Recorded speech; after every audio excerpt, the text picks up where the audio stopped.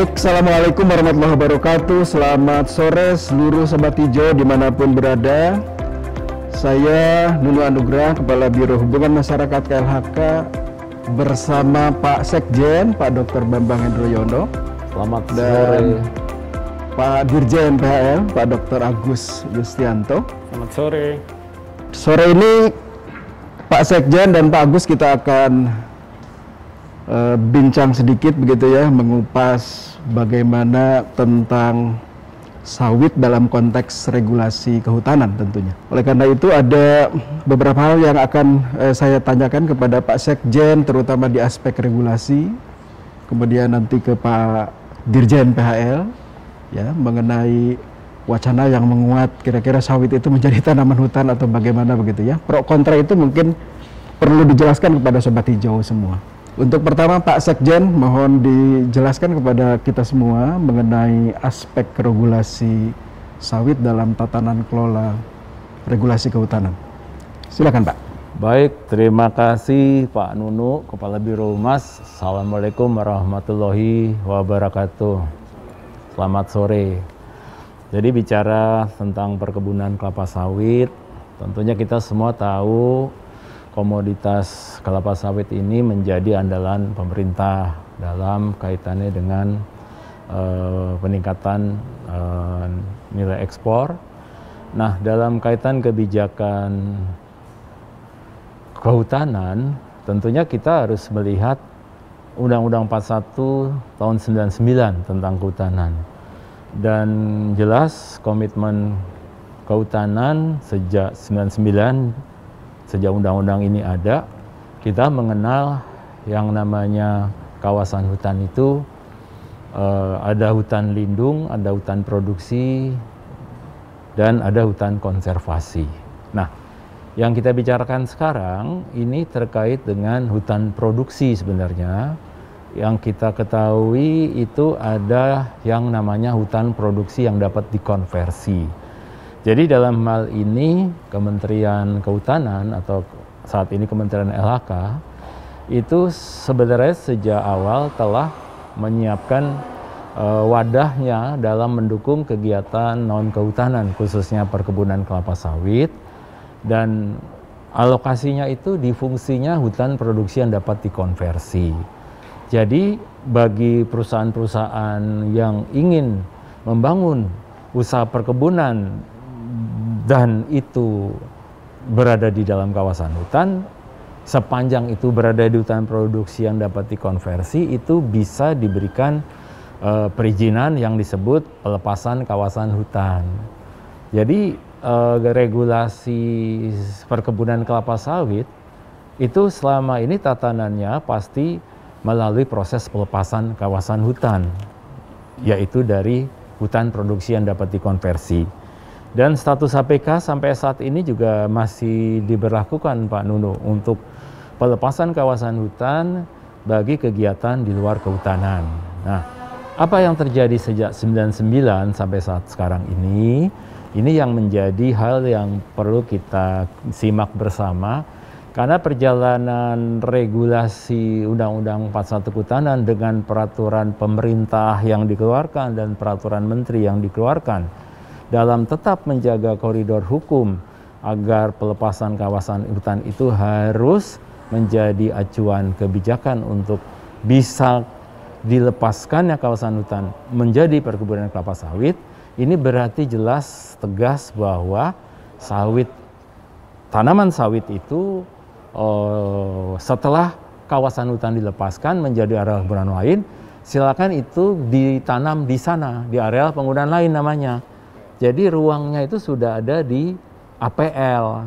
Nah, ketika bicara sekarang apakah sawit bisa berada di kawasan hutan, justru ini yang menarik Pak Nunu. Melihatnya ini begini, dalam perjalanan regulasi kebijakan, kita ternyata dalam pengawasannya terhadap pembangunan perkebunan kelapa sawit yang seharusnya berada di area yang telah dilepaskan, ternyata dinamika yang terjadi ya, ada kegiatan perkebunan yang masuk ke kawasan hutan, yaitu di hutan produksi, bahkan ada di hutan lindung atau hutan konservasi. realnya faktanya seperti itu. Nah, jadi ketika melihat kebijakan yang tentunya sampai sekarang kita tetap pakai bahwa pelepasan kawasan baru bisa untuk perumahan sawit, terus begitu ngelihat sawit yang berada di kawasan hutan tanpa ada izin dari menteri, dan berarti tidak ada izin pelepasan kawasan hutan, dan berarti inilah yang disebut itu non prosedural. Bahasanya itu sawitnya ilegal, dan itu juga kita mengkaji dari regulasi. Kita juga pahami ada Undang-Undang 39 2014 tentang perkebunan. Nah, ada juga Undang-Undang 26 tahun 2007 tentang tata ruang, dan ada juga regulasi-regulasi lain dalam undang-undang yang mengatur pembangunan yang berkelanjutan. Nah, jadi ketika di tahun 2011 ada instruksi presiden untuk moratorium sawit, itu justru awal pemerintah melakukan evaluasi terhadap perkebunan atau tanaman sawit, ya, yang sekaligus juga kita melihat bahwa proses pelepasan kawasan hutan sesuai dengan regulasi pun itu juga mulai dievaluasi. Artinya saat itu hanya HPK yang tidak produktif, ya, yang sebenarnya mulai kita diberikan bisa pelepasan, ya, dan dari Inpres ini yang setiap 2 tahun diperpanjang. Terakhir ada Inpres 8 tahun 2018, yaitu moratorium kelapa sawit, ya. Kalau tadi Inpres sebelumnya kan Inpres yang moratorium hutan primer, gambut, ya, tidak boleh lagi diberikan perizinan, bahasanya penundaan izin baru. Nah, jadi Pak Nunu, acuan mengevaluasi perkebunan kelapa sawit yang ternyata ada di dalam kawasan hutan itu mulai Inpres 8 2018. Nah, disitulah ada amanat para menteri, dan khususnya Menteri LHK itu amanatnya adalah melakukan evaluasi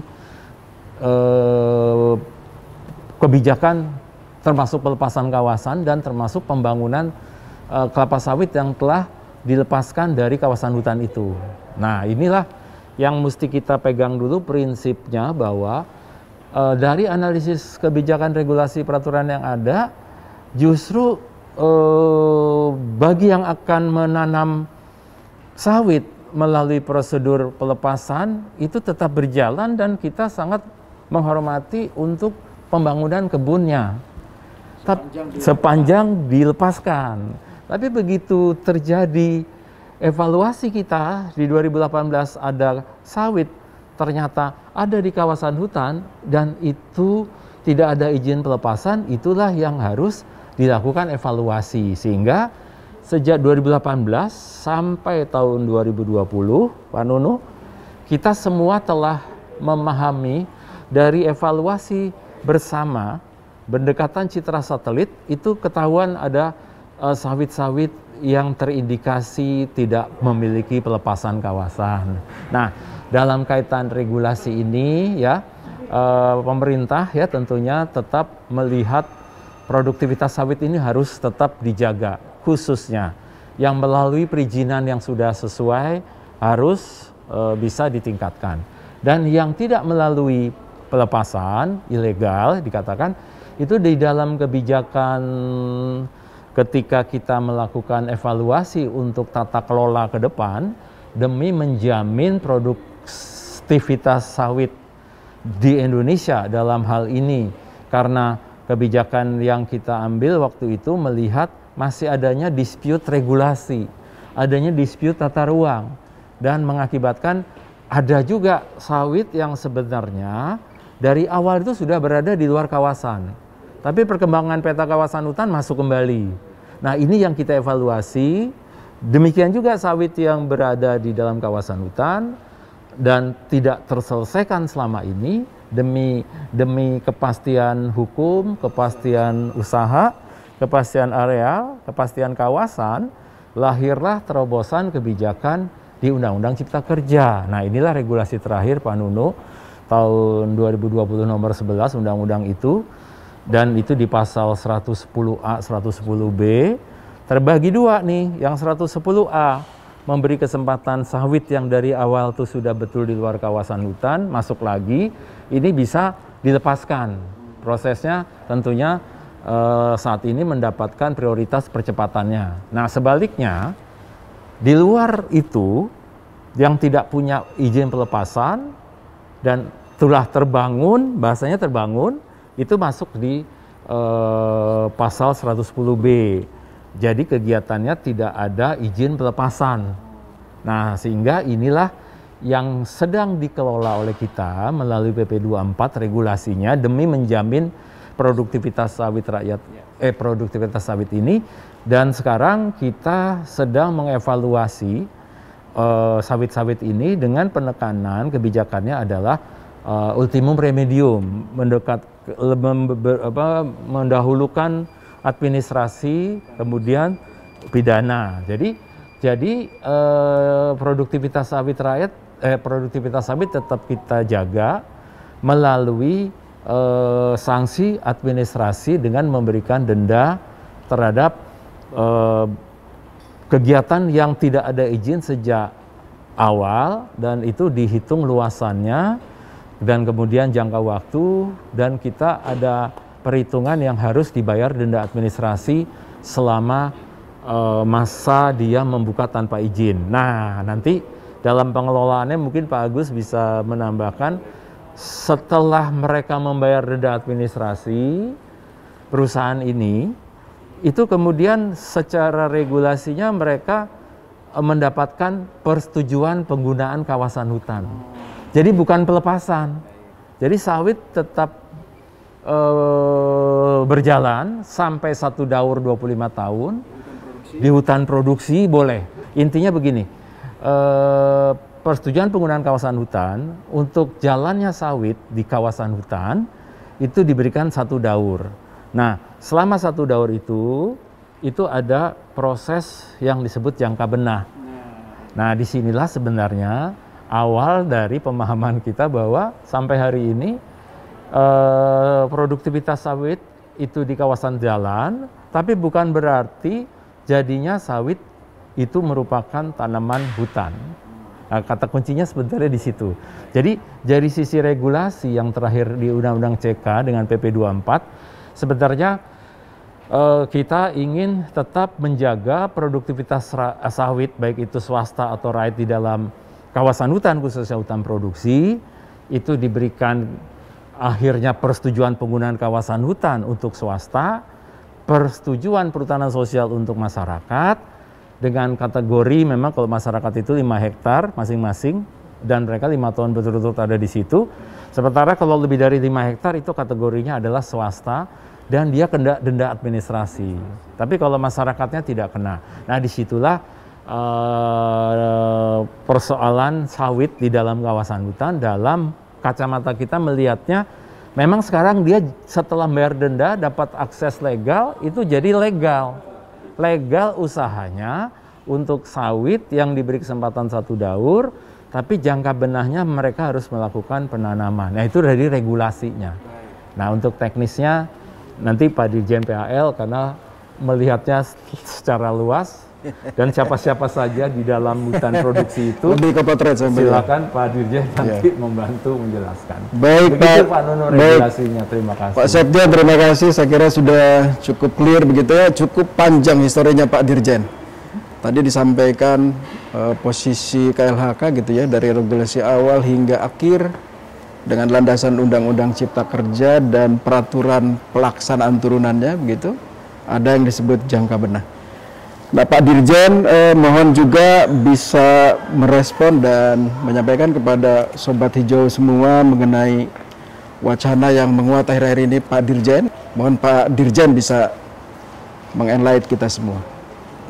Terima kasih Pak Karuhumas. Assalamualaikum warahmatullahi wabarakatuh. Saya ingin menambahkan dan melengkapi apa yang disampaikan Pak Sekjen yang sudah memberikan penjelasan tentang regulasi terkait dengan sawit yang ada di dalam kawasan hutan. Nah, posisi Kementerian Lingkungan Hidup dan Kehutanan terkait dengan isu sawit sebagai tanaman hutan telah jelas bahwa sawit bukan tanaman hutan, ya. Dan ini berdasarkan analisis yuridis dan historis pada berbagai peraturan regulasi yang ada. Tadi sudah dijelaskan oleh Pak Sekjen dengan lengkap, dan juga analisis pada kajian akademik secara berlapis. Jadi ini semakin menguatkan kesimpulan bahwa jenis tumbuhan sawit jelas bukan tanaman hutan, dan sampai saat ini pemerintah belum ada rencana untuk merevisi berbagai peraturan yang dijelaskan oleh Pak Sekjen tadi. Saya sedikit mengulang lagi secara historis terkait dengan tumbuhan sawit. Ini ada di dalam Peraturan Menteri LHK nomor P11 tahun 2020. Tidak memasukkan sawit sebagai tanaman yang diperbolehkan untuk ditanam dalam pembangunan hutan tanaman rakyat atau HTR. Nah, di dalam Permen LHK nomor P105 tahun 2018, sawit juga tidak masuk sebagai tanaman rehabilitasi hutan dan lahan atau yang dikenal dengan RHL. Nah, pemerintah saat ini lebih fokus untuk menyelesaikan berbagai persoalan yang telah terjadi sejak beberapa dekade lalu, sehingga mengakibatkan masifnya ekspansi penanaman sawit di dalam kawasan hutan secara non-prosedural dan tidak sah yang disampaikan Pak Sekjen tadi, ya. Nah, praktek kebun sawit yang ekspansif, monokultur, dan non-prosedural di dalam kawasan hutan ini telah menimbulkan beragam masalah hukum, ya, ekologis, hidrologis, dan sosial yang harus diselesaikan. Kami juga mengingatkan kembali pada semua pihak bahwa hutan memiliki fungsi ekologis yang tidak tergantikan, serta dengan total economic value yang dikandungnya, dan terkait dengan kebun sawit yang telah mendapatkan ruang tumbuhnya sendiri, maka saat ini belum menjadi pilihan untuk memasukkan sawit sebagai jenis tanaman hutan ataupun untuk kegiatan rehabilitasi. Nah, terkait dengan infiltrasi sawit yang tidak sah atau sering disebut dengan keterlanjuran sawit dalam kawasan hutan, maka penyelesaiannya dilakukan dengan memenuhi unsur-unsur keadilan, kepastian hukum, dan kemanfaatan, sehingga penegakan hukum yang dilakukan ini juga dapat memberikan dampak yang terbaik bagi masyarakat serta bagi hutan itu sendiri. Demikian Pak Karo. Baik, Pak Dirjen, Pak Sekjen, terima kasih sudah mencerahkan kita semua, kami dan seluruh Sobat Hijau dimanapun berada. Sobat Hijau, itu kira-kira penegasan dari Kementerian Lingkungan Hidup dan Kehutanan melalui Sekretaris Jenderal Kementerian Lingkungan Hidup dan Kehutanan, Direktur Jenderal Pengelolaan Hutan Lestari, mengenai wacana yang menguat akhir-akhir ini tentang sawit sebagai tanaman hutan. Kira-kira sudah jelas semua. Terima kasih Pak Dirjen, Pak Sekjen. Sampai ketemu di tematik yang lain. Beri salam untuk Sobat Hijau kita semua. Assalamualaikum warahmatullahi wabarakatuh. Selamat sore, sampai jumpa di edisi dan tematik yang lain.